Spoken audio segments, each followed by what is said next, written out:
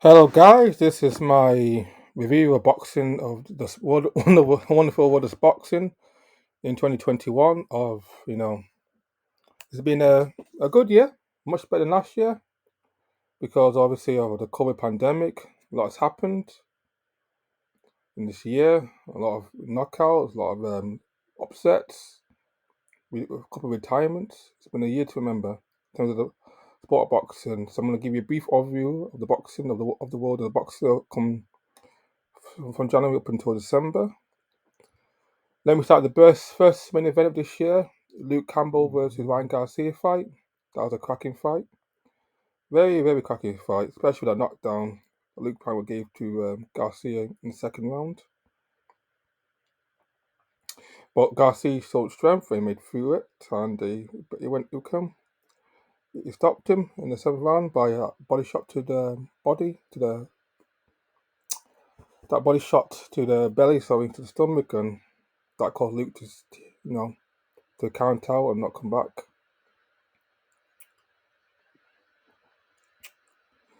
So unfortunately, Luke Campbell retired and probably be one of the greatest fighters to come out of Britain to never win a world champion. So unfortunately, Luke Campbell retired, but he's made his dough and he can retire. Still, he had his money intact. Never became world champion, but he became a rich man regardless. In February, probably the first upset of the year, when Josh Warrington, former IBF heavyweight champion, lost to his gave up the belt because he didn't want to fight Kid Galahad in a rematch and got stopped by Mauricio, was it Lara? Yep. So it was a big upset because no one saw that coming. No one saw it. Everybody thought this would be an easy chill fight and a combat fight for Josh Warrington. And upsets happen. These Mexicans came and they're hungry. Then they're built from stone. Then these boxing is in the blood. Washington maybe he was unprepared. He took him lightly, probably, and got stopped. I think it was the ninth round. Then Canal beat Alvi, what's his name? Avni Yildirim in February. This was, part of, Canal's, crusade to become undisputed, the first undisputed heavyweight champion. I think it was 4 rounds. Usually was a nobody. No one cared. He lost to Eubank Ruiz. He lost to Dewell. So this was an easy fight for Canelo. So come March, Dylan White gets his revenge on the shoulder and far from his prime Alexander Povetkin in the fourth round. Povetkin had qualified to the rematch, so there's a question mark there. But White was dominant from round one, and I think Povetkin was not in it with his body, his body language. He was balanced. He just wasn't into it, and he retired after he lost to White. I think it was the fourth round, got stopped in.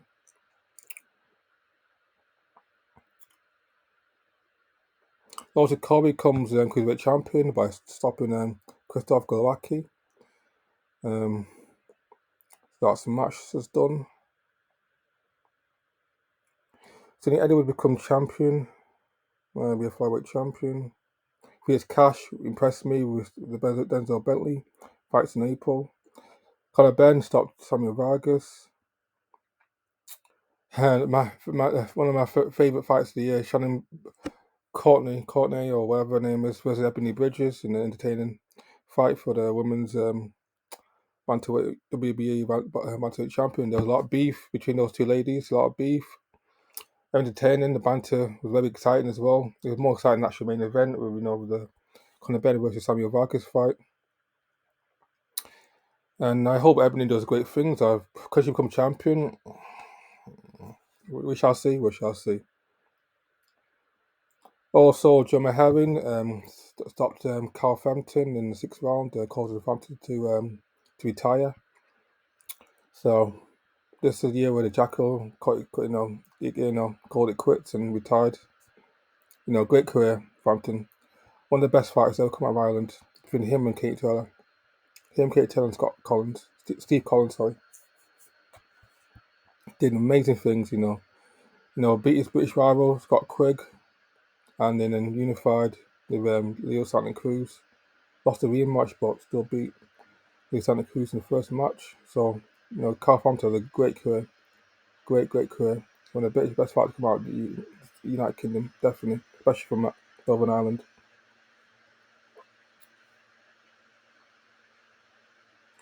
So May, Joseph Parter, and Derek Chisora, very boring fight. Apart from the first round, knocked down per se when Chisora, knocked Parker out with an overhand right in the first round. I think that was more off balance, and I think Parker was hurt. It was a and it was a competitive fight. I think Parker won it by 2 rounds. I think 7 rounds to 5, 8 rounds to 4. A lot of people say Chisora won it, but I think Parker won it by 2, 3 rounds, which led to the rematch late in the year. Parker, Chisora did well, and I think Parker was he's still learning because it was his first fight, about Kevin Barry, first fight under lead tutorage. So he wasn't fully developed now. But in the rematch, we saw more improvement. Katie Taylor, probably the female fight of the year. Katie Taylor versus Natasha Jonas, very good fight. One of my fights of the year. Katie Taylor and Natasha Jonas, very close fight. I hope they rematch, but it's unlikely now because Eddie's now with the Zone and Tasha's now with boxing Sky Sports. So who knows? I hope there's a rematch because I want Jonas to be champion, but she retired. She deserves to be champion. She should have beaten, Terry Harper, but and Bivol, Judy Mitchell Bivol versus Craig Richards. Valiant effort by Craig Richards shows he's well level and definitely above British level. So he lost though. Well, he lost violently against Dimitri Bivol, and Chris Eubank came out for 2 year, out the ring, almost 2 years out the ring against Marcus Morrison. I think Eubank was just toying with him, just buying time. He wanted to test out his new skill set on the Roy Jones and wanted to gain more rounds because he's been out of the year for almost 2 years. So I could see where he's coming from because if Eubank wanted to, he could have stopped, Morrison if he wanted to because Morrison just got levels apart, lower levels apart. The week after, one of the fights I was looking forward to the most, especially from a British fighter, Saul Canelo Alvarez versus Billy Joe Saunders. This is the second fight in the 3-fight crusade of Canelo becoming the first, or his destiny to become the first weight undisputed champion. Man, I was hyped for this fight. I was hyped up. I really wanted this. I stayed up. I made sure I watched this fight on my big screen TV, on my 60-inch screen TV downstairs. I made sure I was hyped up. I thought, in my opinion, Bill Jones was definitely Canelo's toughest test since Golovkin, 100%. Did I think Saunders had a chance? Maybe outpoint him, but never not stopped. I never thought Saunders had the power. He's not a power puncher. He's a technical boxer. He's not a power puncher. He tried his best, but Canelo was just, I guess, too good for him, and Saunders got stuck in the 8th round without, when he was eye socket. I think it was the right eye got socket broken, similar to the Kell Brook injury when he got stuck by Golovkin, and the Earl Spence fight afterwards. They both got his eye sockets broken. A bit of controversy afterwards because a lot of people say Canelo, Billy Joe quit. He could have continued, and Billy Joe was hypocritical for criticising other fights for quitting, especially down in Dubai. He had suffered a similar injury against Joe Joyce of the year. Anyways, was in my opinion, good fight, really good fight, and I think Saunders is going to retire now. He doesn't get the fight against Eubank, he's going to retire, call it quits, and I think that's the end of Saunders. I can't see him coming back. He's a very rich man. He's made a lot of money. He's very successful property developer. So I can't see him coming back. Billy Joe Saunders. Let me check now into the fights in May. That I care about. Oh yeah, Josh Taylor becomes the first British undisputed champion of 4x. So proud, Josh Taylor. So proud. Absolute criminal that he was nominated for the British BBC Sport Personality of the Year. In my opinion, should have won it between him and Tyson. Absolute proud. Should have, he could have stopped Moreira if he applied more pressure. more accurate with pressure, and he's got him down a few times. Very criminal that Sky Sports or BT did pick up the fight. So disappointing broadcasters. But I'm proud of Josh Taylor. I'm so proud of him. He's done a lot for Britain and Scotland. Best fight has come out of Scotland. Best fight, definitely. 100% best fighter. So that's June covered. June covered. Well, June. Dubai came back to fight, that French guy, Dini. First round stoppage. Not much to talk about.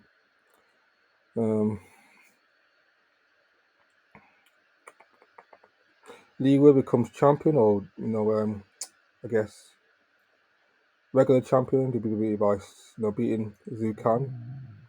Chris Billy Smith beat Tommy McCarthy. Good fight. Cameron Hanton, still a lot to be desired. Joe Jones beat Carl Takam. Also the first ever undisputed fight of the 4 belts between Jamel Charlo and Brian Castano ended up in a draw.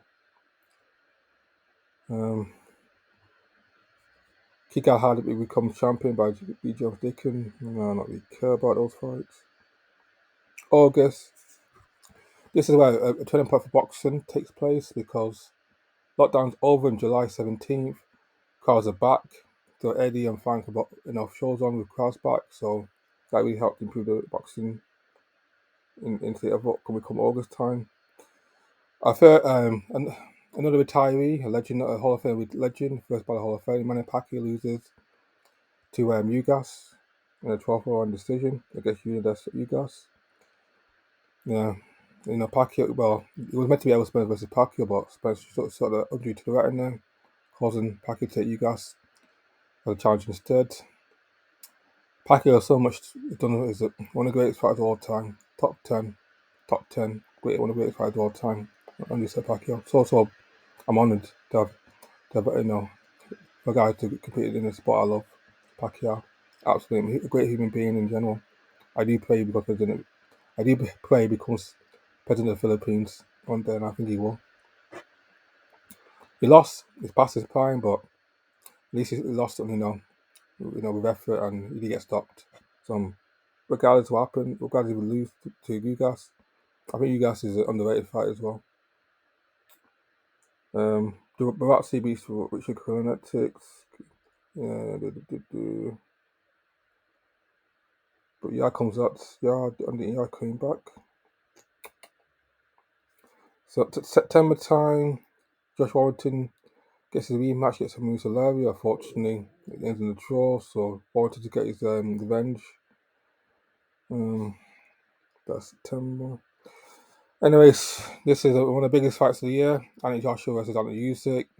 AJ, fortunately, loses quite easily to get Usyk on Usyk and almost gets stopped in the 12th round. If referee let the fight go on for maybe 30 seconds longer, AJ would have been stopped by Usyk. And I'm not even too sure AJ could beat Usyk in the rematch. He has to knock him out. Has to be the old AJ with the rough and tough, less technical, more aggressive, more of a brawler approach in the rematch. Because AJ can't beat Usyk with real boxing. Usyk is a far superior boxer. Anyways, we'll see the rematch with AJ and Usyk. Was it an upset? Not really. Even though I predicted AJ would knock him out, because I wasn't even impressed by Usyk's previous heavyweight outings. I wasn't impressed by Chisora. I wasn't impressed against the other guy who fought, I can't remember his name. But, I think Usyk maybe one of those guys, he rises up to the occasion. So if he's fighting top talent like AJ, he rises up. He's fighting mediocre or not so good current talent. He's average in skill set because he's just one of those fight like Fury. Some fighters fight according to the level of the opponent, and maybe Usyk's one of those guys who fights according to the level to his opponent. What else? Anything else September?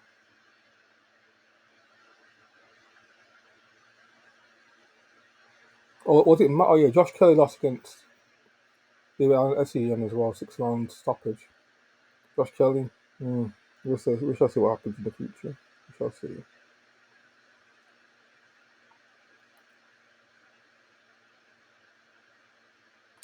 October, Lee Smith versus Anthony Fowler. Very good fight. One of the knockouts of the year. And they were very entertaining. Blockbuster fireworks. Liverpool derby, the Merseyside derby. Smith, who was a level above, although Fowler tried, stopped him, I think, in the seventh round, ninth round. And he's off to his fight Jesse Vargas next year. And for now, I don't think Fowler's going to go past any at best European level. Best level, European level, at best, Fonty Fowler. Ain't going to become a champion. No, no, no. Tyson Fury versus Deontay Wilder, the long-awaited, rematch of the year. One of the greatest, in my opinion, one of the greatest heavyweight fights in recent memory. My favorite heavyweight fight since when Lex Luger fought with Tyler Klitschko. Fireworks.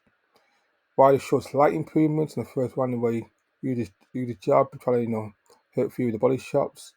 Fury got into his rhythm, knocked Wilder down twice in the third round, and then he got knocked down by Wilder twice in the fourth round. And I think Fury was just a bit careless. I don't think Fury was the most fit, hence why his performance wasn't as great compared to the second outing. And Fury just, Wilder was out of steam. I think that weight was one of the biggest mistakes Wilder made was putting on far too much weight for his frame, which affected his speed and his stamina greatly. And Fury knocked him down two more times, one in the 10th round and one in the 11th round, causing the back-to-back losses for Wilder. And Fury proves he's definitely the best heavyweight on the planet as of now. And Fury got his revenge and proved that I was wrong. That he beat him in style. He was a much better fight. There was no cheat allegation, which was disproved. That was absolute nonsense. Wilder was just being a sore loser. And it was a shame that he shook his hand after taking defeat against Fury, but luckily Wilder gave me credit a couple of weeks later on Instagram. So at least Wilder's shown that he can take a loss like a man. Fury beats Christiana. Hugh Grant beats Simon Journeyman. November was another exciting fight with Canelo Alvarez finally, achieving his dream of becoming the first ever undisputed champion at super middleweight at the 4-belt era, beating decent Caleb Plant. Because in my opinion, I think Plant was actually winning that fight before the stoppage in the 11th round. People say Canel's the fight of the year. I still think I'll put George Kambosos in the fight of the year because Kambosos didn't expect it. Well, we all knew Canelo would become undisputed because he was a favorite against Saunders, Smith, Yildirim, as well as Plant. He was always the overwhelming favourite. If Canelo thought people that he wasn't favourite to win, I'll put him in the fight of the year, but it has to be Kambosos. So November started with a good bang with Canelo could have Plant become undisputed champion of 4-belt era. Super middleweight. November was probably the best month to the boxing. Kiko Martinez probably be upset the year. Him by knocking out Kid Galahad in the fifth or sixth round. Kid Galahad was winning it easily, but I think just got carried away and he got stopped.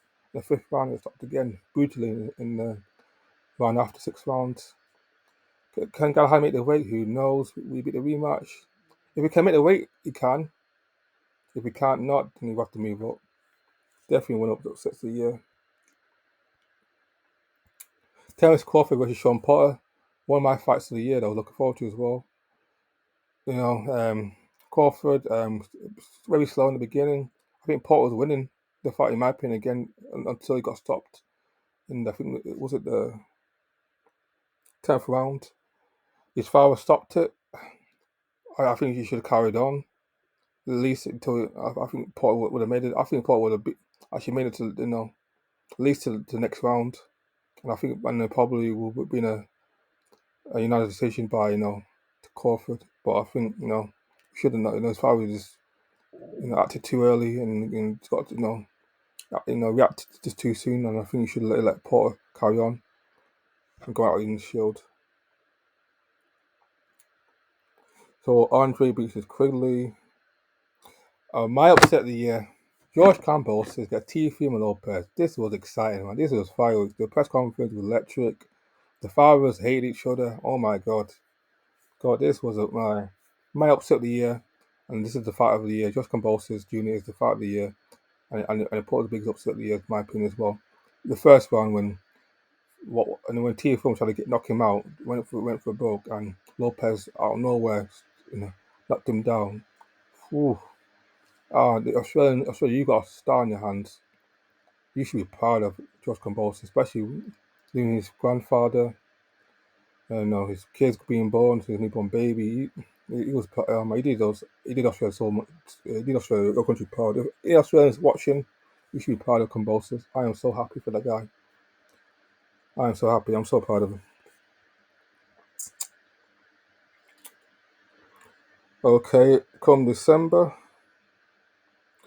Anthony now gets the revenge against London Arthur. Yard has learned so much. Having James Cook was a blessing for him, absolute blessing. Tunde took a back seat and let the older wiser man, bring his tools to the table, and he paid off. Yard pressure, calculated pressure, went got Arthur on the front foot, put pressure, and Arthur had a little inside game. I think Yard couldn't handle the large pressure. He tried his best the first 2 rounds by hugging him and trying to destroy his rhythm. But I don't understand what Arthur's game plan was, because he wasn't finding any punches at all. I don't know how he would counter Yard's offense. He got stopped in the fourth round. Did he quit? He said he didn't, but he said there was no point of him complaining because the referee decision, which I guess he got a point there. Yard is now WBO mandatory and will fight the win against Callum Johnson versus Joe Smith Jr. in January. I think Yard can beat both of them. If Yard's got a good chin, I think he can beat both of them. It won't be easy, but I think Yard can potentially beat both of them and become WBO champion later next year.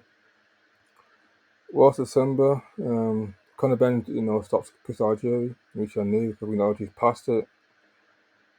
Sonny Edwards beats, Jason Mama. Devin Haney beats Joseph Diaz. Anthony Yard, okay.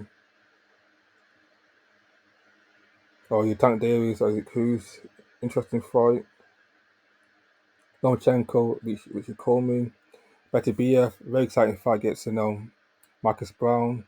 Bloody fight, bloody. Hopefully Canelo steps up and fights him. And last but not least, Joseph Parker was Dirk Chisora. Chisora, watching this fight, watching this video, please retire.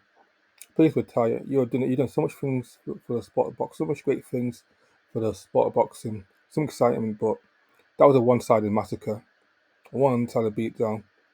I want Chisora to retire now.